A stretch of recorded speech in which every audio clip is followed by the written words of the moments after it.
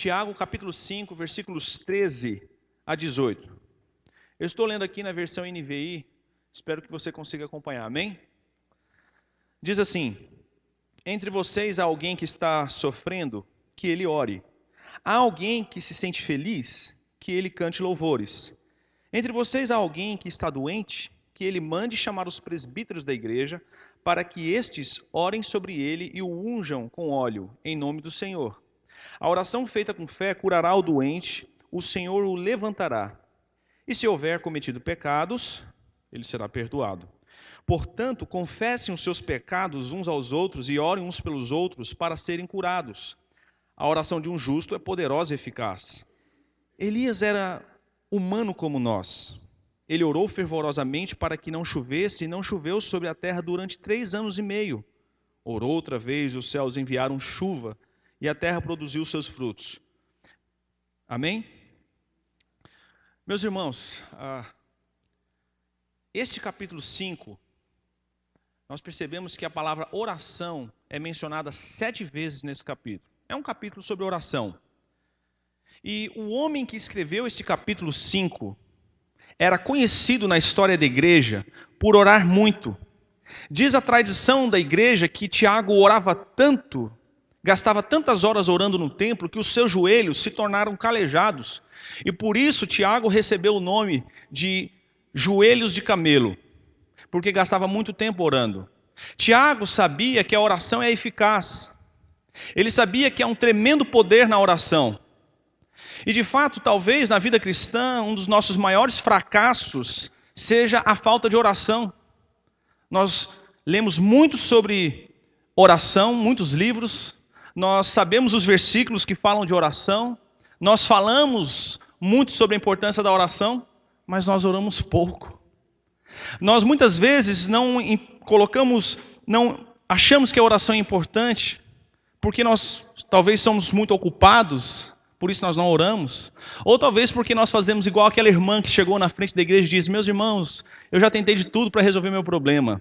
Eu já fui atrás de político, atrás dos médicos, dos psicólogos, dos meus amigos, dos familiares. Então, agora a única coisa que me resta fazer é orar. Ou seja, a oração para ela era o último recurso. E de fato nós precisamos entender que a oração não deve ser o último recurso, mas deve ser o primeiro recurso. A oração é importante. E hoje eu quero trabalhar com vocês, sabendo que a oração é importante, eu quero trabalhar o seguinte tema com vocês. Repita assim comigo: como orar de maneira eficaz. E eu quero responder 3 perguntas para você, olhando para esse capítulo. A primeira pergunta é: quando você deve orar? A segunda pergunta é: quem pode orar? E a terceira pergunta é: como orar? Amém? Olha aí no versículo 13, diz assim: entre vocês há alguém que está sofrendo. O que o texto diz? Que ele ore. Nós sabemos que esses irmãos estavam sendo perseguidos. Tiago fala: olha, tenha alegria quando você passar por várias provações. Esse sofrimento que Tiago está dizendo aqui, vocês estão sofrendo, que vocês orem. Era o sofrimento causado por causa de uma perseguição. E a palavra grega aqui, sofrimento, é estar debaixo de uma tensão, é estar vivendo estressado, é estar sob tensão. Talvez você tenha vindo aqui nessa manhã e o seu coração esteja pesado, talvez você esteja sofrendo por alguma coisa. Esse sofrimento talvez esteja sendo causado por uma crise financeira. Talvez esse sofrimento seu esteja sendo causado por um problema no seu casamento. O fato é que o texto está dizendo que quando você estiver sofrendo, o que você tem que fazer? Você não deve correr de Deus, mas você deve correr para Deus. Tiago diz: está alguém entre vós sofrendo? O que o texto está dizendo? Ore. Qualquer que seja o seu sofrimento, você veio aqui nessa manhã e o seu coração está assim pesado, você está sofrendo, alguma coisa não acontece. Tiago está dizendo: o remédio, a solução para você é o quê? Ore. Davi no Salmos 18, 6, ele diz: na minha angústia eu clamei pelo Senhor e Ele ouviu minha oração. Você tem que orar. Você não deve correr de Deus no sofrimento. No sofrimento você corre para Deus e abre o seu coração para Ele. Aí no versículo 13 ainda ele diz: há alguém que se sente feliz? O que o texto diz? Que ele cante. Você sabia que isso aqui, cantar louvores, é uma espécie de oração também, uma forma de oração? Tiago está dizendo: você está espiritualmente bem?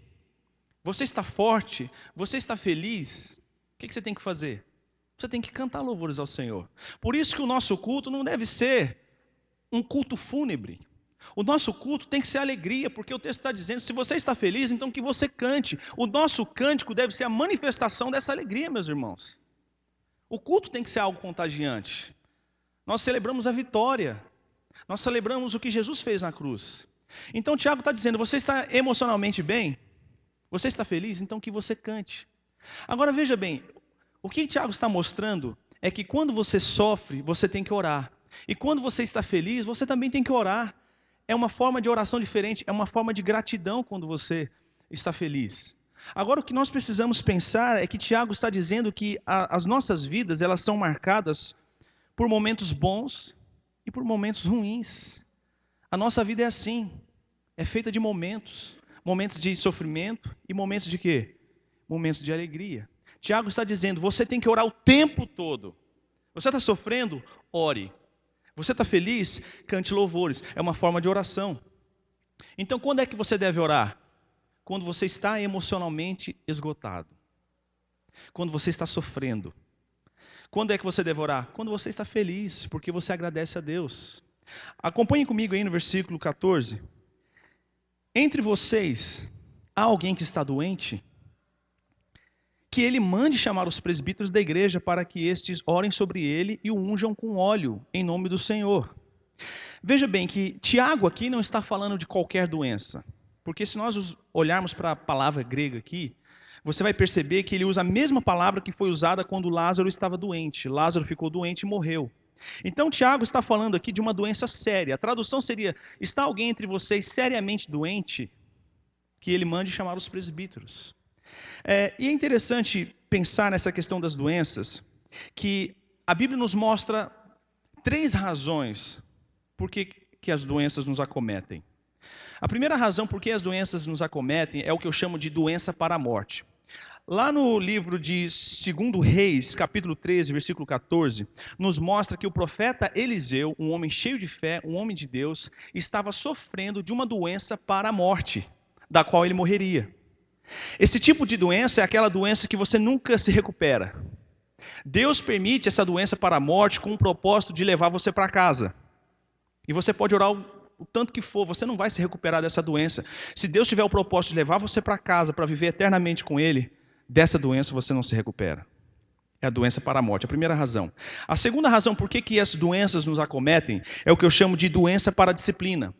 O propósito da doença para a disciplina é mostrado em 1 Coríntios, capítulo 11, versículos 28 a 32. Vocês conhecem esse texto? Alguns estavam bebendo, participando da ceia de forma indigna. E o que Paulo diz para eles? Vocês estão participando da ceia, vocês estão abusando da ceia do Senhor, vocês não se examinaram, e por isso há entre vocês fracos ali espiritualmente, há entre vocês doentes, e alguns já dormiram. Deus puniu aquelas pessoas porque elas não se examinaram, porque elas não se arrependeram dos seus pecados e participaram da ceia. Deus puniu até mesmo com morte. Mas o texto está dizendo que Deus permitiu a doença, alguns estavam doentes porque não se examinaram. E Deus pode fazer isso. Quando você peca e não se arrepende, biblicamente falando, você está atraindo doença para você mesmo. Porque Deus pode muito bem, quando a palavra dele não funciona na sua vida, quando ele exorta você e você não muda de vida, Deus pode muito bem, biblicamente falando, permitir uma enfermidade no seu corpo para que você volte e se arrependa. É o que eu chamo de doença para a disciplina. Em terceiro lugar, porque as doenças nos acometem, é o que eu chamo de doença para a glória de Deus. Lembra quando Jesus estava andando e viram um cego e os discípulos perguntaram, Jesus, quem pecou, ele ou os pais? O que Jesus disse? Ninguém pecou. Essa doença foi permitida para a glória de Deus. Essa doença para a glória de Deus é aquela doença que Deus permite com o propósito de curar. E assim essa doença será um testemunho para todo mundo. Então, há 3 tipos de doença. A doença para a morte, aquela que você nunca se recupera, aquela que Deus envia com o propósito de levar você para casa. Há a doença para a disciplina. É aquela que quando você está vivendo contra a vontade de Deus, Deus permite para que você se arrependa. Em terceiro lugar, a doença para a glória de Deus. Desses 3 tipos de doença, a doença que Deus quer curar você é a doença para a glória de Deus. Agora, quando a gente fala de curas, há tanta controvérsia, há tanta polêmica quando a gente pensa em relação às curas. E há pelo menos 5 atitudes em relação a curas que nós vemos nos dias de hoje. Há o que eu chamo de os sensacionalistas. Você liga a televisão e você vê aquele show da fé. São aqueles pregadores que curam e colocam a câmera na frente. Tem luz, tem câmera, tem ação. Eles dão um show, são rodeados por uma multidão de pessoas. Esses pregadores sensacionalistas, eles usam as pessoas justamente para se promoverem, para dar um show. Totalmente contrário do que Jesus fazia. Porque Jesus nunca usava as pessoas para dar um show. Por quê? Jesus estava muito mais preocupado com as necessidades das pessoas do que curar para dar um show. De fato, quando você vê uma pessoa sendo curada por aí, não pense que todos os milagres que acontecem porque é de Deus. Porque quando Moisés fez o milagre, ele jogou a vara, e o que aconteceu? A vara se tornou o quê? Serpente. Mas o texto diz que os magos fizeram o mesmo milagre. Eles também jogaram a vara e era um milagre ali também. Então veja bem, não pense em você, porque você está vendo milagre na televisão, que esse milagre é de Deus. Porque Jesus vai dizer no último dia, olha, vocês que estão fazendo milagres, que estão expulsando demônio, eu nunca conheci vocês. Então há os sensacionalistas. Segundo grupo, há o que eu chamo de os confessionalistas. Os confessionalistas são aqueles que acham que é a vontade de Deus que todo mundo seja curado. E eles dizem que por detrás de toda enfermidade há uma doença, por detrás de toda doença há um pecado não confessado. Eles dizem o seguinte, se você não foi curado, é porque você não teve fé. Há um grande problema com isso. Porque essa falsa doutrina gera uma falsa culpa. A pessoa pensa, eu não fui curado hoje é porque eu não tenho fé. Há um problema. Você coloca a responsabilidade toda na vida da pessoa e a pessoa começa a sentir essa culpa, porque uma falsa doutrina gera uma falsa culpa. Agora veja bem, 1 Pedro capítulo 5, versículo 19, nos diz que aqueles que sofrem de acordo com a vontade de Deus, sabia que existem momentos na sua vida que Deus quer que você sofra? É propósito de Deus.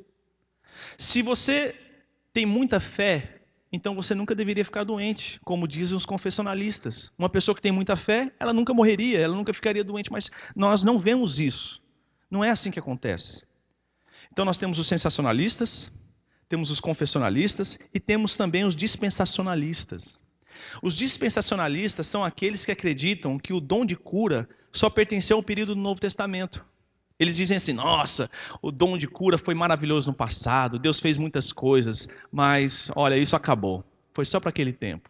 Há um grande problema com os dispensacionalistas, porque se o dom de curas acabou, então o dom de misericórdia também acabou. Se o dom de curas acabou, então o dom de governo também cessou. E eles se esquecem do texto de Hebreus 13:8 que diz o quê? Que Jesus é o mesmo ontem, hoje e eternamente. Em quarto lugar, há o que eu chamo de os racionalistas. Os racionalistas são aquelas pessoas que dizem que a doença está na sua mente. Tudo que você tem que fazer é negar a realidade. Repita para você mesmo, eu estou bem, eu estou bem, eu estou bem, e você fica bem. E em quinto lugar, há o que eu chamo de os realistas. E eu acredito que Tiago era realista. Porque veja bem, nós sabemos, somos realistas, e sabemos que Deus pode curar pessoas hoje. Mas Ele não cura todo mundo. Basta você ir num hospital, numa clínica, que você vai ver pentecostal, neopentecostal, tradicional, conservador, ultraconservador, você vai ver todo mundo lá no hospital buscando tratamento. Deus não cura todo mundo, apesar de que eu creio que Deus pode curar, mas Ele não cura todo mundo. Um rapaz chegou e falou assim, pastor, por que Deus não curou minha mãe? O senhor orou, sua mãe foi curada do câncer, mas a minha não foi. O pastor falou assim, eu vou te dar uma resposta simples e profunda. Qual? Não sei. Eu não sei. Agora, o que nós temos que fazer quando uma pessoa está doente? O texto diz, chame os líderes. O texto diz que ele chame os líderes. Veja bem que é a responsabilidade do doente chamar os líderes. Por quê? Porque o pastor não é onisciente.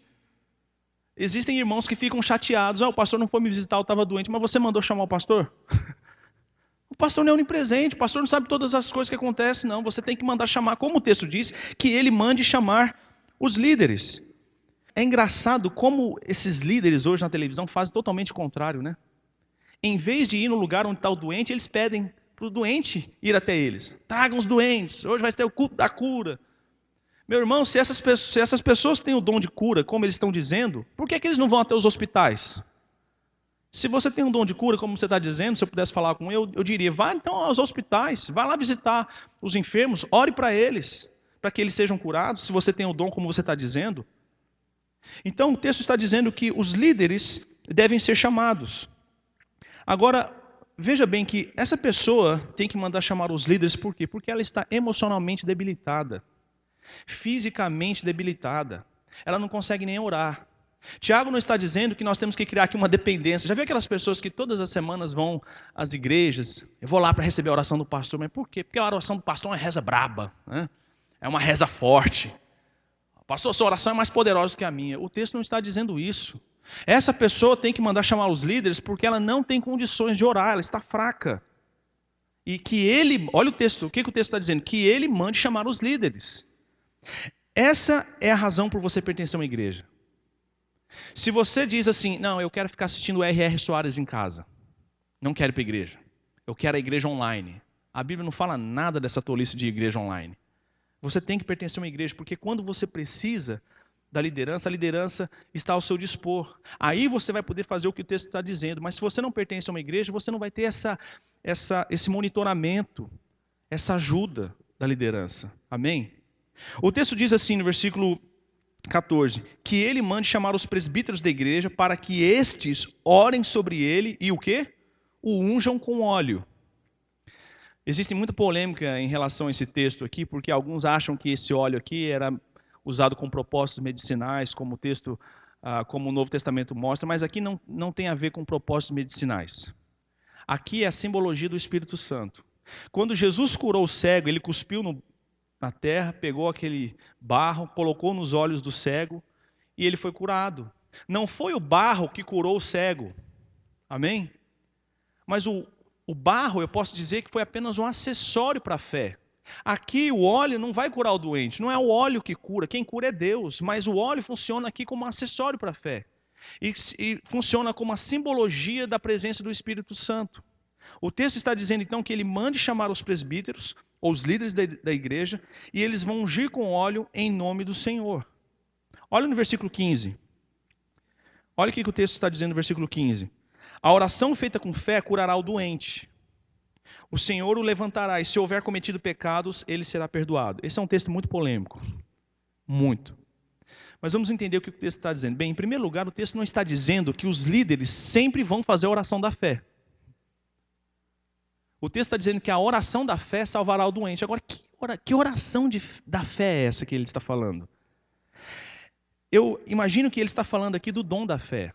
Porque Paulo, em 1 Coríntios capítulo 13, versículo 2, ele diz que ainda que eu tivesse uma fé capaz de remover as montanhas, e não tivesse amor, eu não seria nada.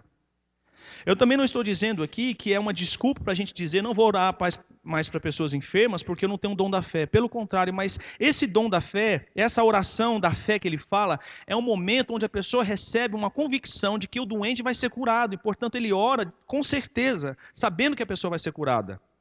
Porque Tiago está dizendo aqui que a oração da fé, a oração feita com fé, curará o doente, o Senhor o levantará. É um momento especial. Quando acontece, eu não sei. Mas Deus coloca a convicção no coração do pastor e o pastor olha para a pessoa enferma, Deus vai curar você hoje. Deus pode fazer isso. Mas eu também não posso usar esse texto como desculpa para dizer, não, eu não tenho esse dom da fé, então eu não vou orar pelo doente. Pelo contrário. Nós temos que fazer o que a palavra de Deus manda e deixar que a reputação pertence a Deus. Deus falou, nós temos que fazer o que Ele manda. Se Deus vai atender, é problema dele. Amém? Mas o texto está dizendo que o Senhor levantará o doente, e se houver cometido pecados, ele será perdoado. Olha no versículo 16, é outro texto polêmico. Diz assim, portanto, confesse os seus pecados uns aos outros, e orem uns pelos outros para serem curados. Por que Tiago está fazendo essa relação de cura e confissão de pecados? O que o texto está mostrando é o seguinte, existem pessoas que Deus até quer curar, mas porque há pecados na vida, esse pecado pode ser um bloqueio para que Deus atue na vida dela. Eu lembro de uma irmã que chegou numa igreja, eu fui traduzir para alguns americanos, e a irmã chegou dizendo assim, olha, eu tenho uma dor de cabeça há muitos anos, eu nunca fui curada, eu estou tentando tratamento. E o pastor falou assim, eu vou orar para você hoje, eu creio que Deus pode curar você, mas tem um problema. Tem alguma pessoa na sua vida que você nunca perdoou? Tem algum ressentimento no seu coração? Tem algum pecado que você não confessou? E ela falou, tem. Então você precisa lidar com isso. E eu creio que Deus pode curar você. Então é dever do líder, do presbítero, chegar até o doente e antes de orar para ele, sondar o coração dele, como está dizendo o texto. Eu estou expondo o texto como está aqui na Bíblia. O líder tem que ir até o doente e perguntar, sondar o coração dele. Tem algum pecado, meu irmão, não confessado? Tem algum ressentimento no seu coração, alguma mágoa? Você tem que lidar com isso antes de eu orar por você. E o texto está dizendo no versículo 16 o quê? Portanto, confessem os seus pecados uns aos outros. O texto não está dizendo para você confessar para um padre. O texto não está dizendo para você ir ao psicólogo confessar os seus pecados ao psicólogo. O texto está dizendo para quem? Confesse para quem os seus pecados? Uns aos outros. Nós temos que resgatar essa perspectiva da confissão de pecados entre nós, meus irmãos. Você procura um crente que é maduro, um crente que vai guardar o seu segredo, e conte para ele, fala, meu irmão, eu estou tendo dificuldade nessa área. Agora tem uma coisa que a gente precisa pensar aqui, que ele está dizendo, confessai os vossos pecados uns aos outros e orem uns pelos outros. Então veja bem, o que a gente precisa resgatar é essa ideia da igreja como uma comunidade terapêutica. Por nós não acharmos pessoas para contarmos as nossas crises, o que a gente faz? A gente vai para o psicólogo. E na igreja, você precisa encontrar pessoas que são maduras, cheias de fé, para você abrir o coração. Meu irmão, eu estou com uma dificuldade para lidar com essa área. Um rapaz chegou no pastor e falou, pastor, eu tenho atração por homens. E ele chegou e comentou para outro rapaz na igreja. Aí a gente olha isso e fala o quê? Misericórdia. Vamos expulsar esse homem da igreja. O fato é, será que a gente está preparado para ouvir uma declaração, uma confissão como essa? Agora, só para seguir a ideia aqui, o texto está dizendo então que nós precisamos confessar uns aos outros e orar uns pelos outros para o quê? Para sermos curados.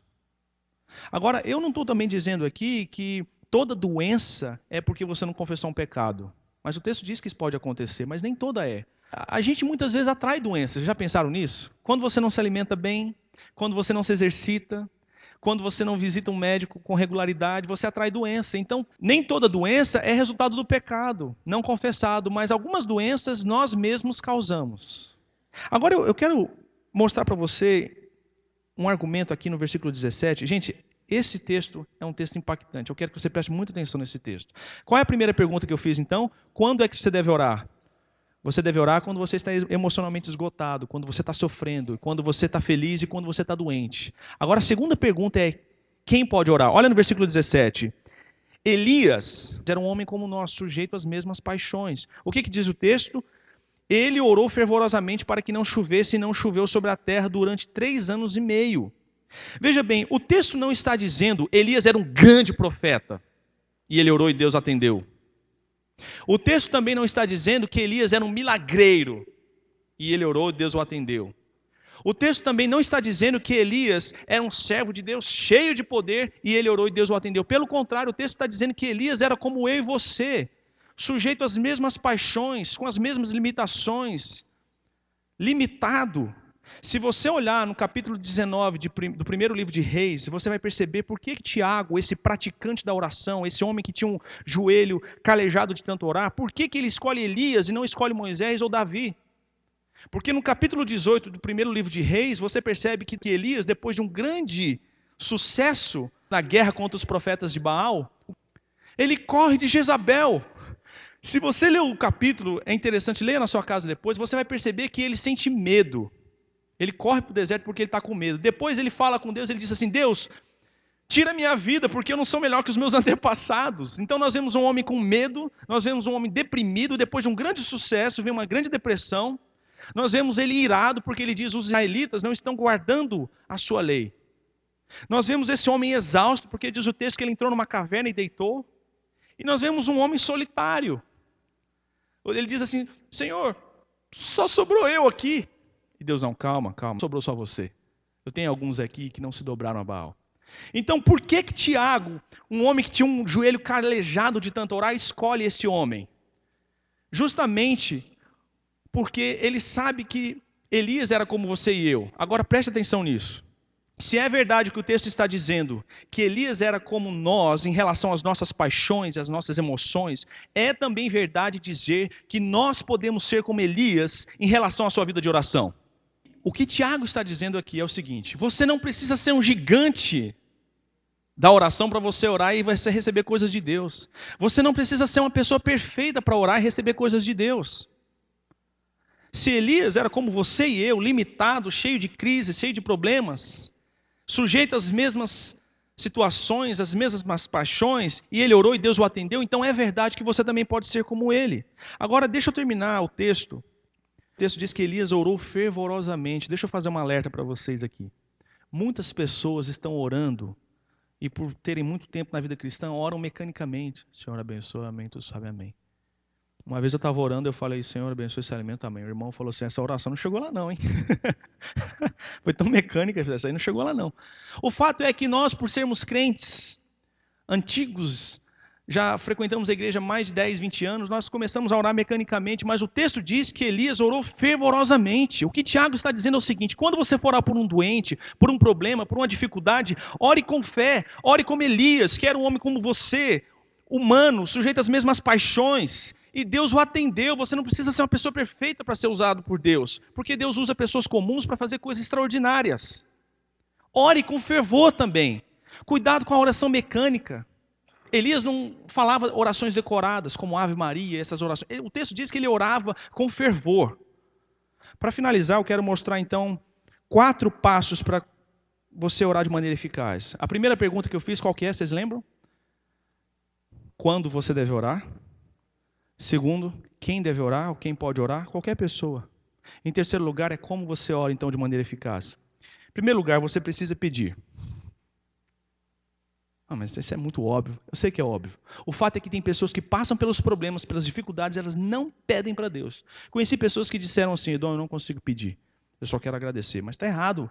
Você pode pedir. Tiago diz assim, vocês não têm porque vocês não pedem.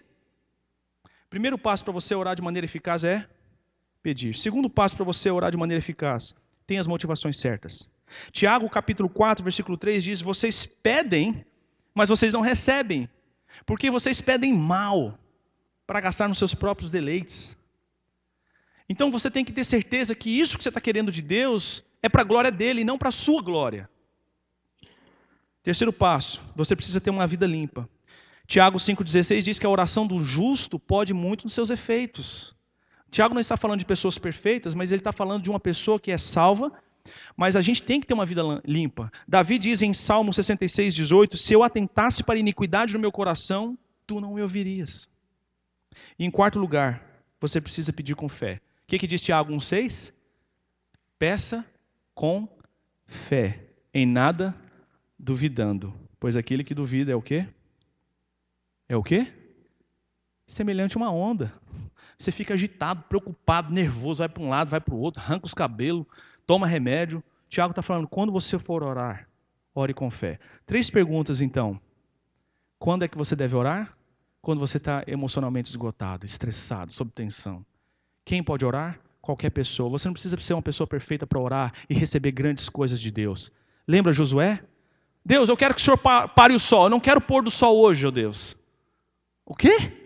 Parar o sol? Ninguém nunca me pediu isso. Está ficando louco, rapaz. Pensa Deus falando isso. Mas Deus não disse isso. Diz o texto que Deus parou o sol. Não houve pôr do sol naquele dia. E o que o autor diz? Nunca houve um homem que fizesse uma oração desse tipo e Deus o atendesse. Isso é para mostrar para você o poder da oração. Como nós podemos fazer grandes coisas através da oração, meus irmãos. Nós temos que fazer orações corajosas. Deus, eu quero que o Senhor dê aqui para a gente 500 membros. No prazo de 1 ano, 2 anos. Não, mas isso é muito, pastor. Isso é meio complicado. Vamos fazer orações corajosas. Deixa os resultados na mão de Deus, mas vamos orar. Você não precisa ser um gigante da oração. Seu nome não precisa estar na galeria dos heróis da fé para você orar e receber coisas de Deus. Se Elias pôde, nós também podemos. E em terceiro lugar, como é que você ora de maneira eficaz? Peça. Peça. Tenha as motivações certas. Tenha uma vida limpa e peça com fé.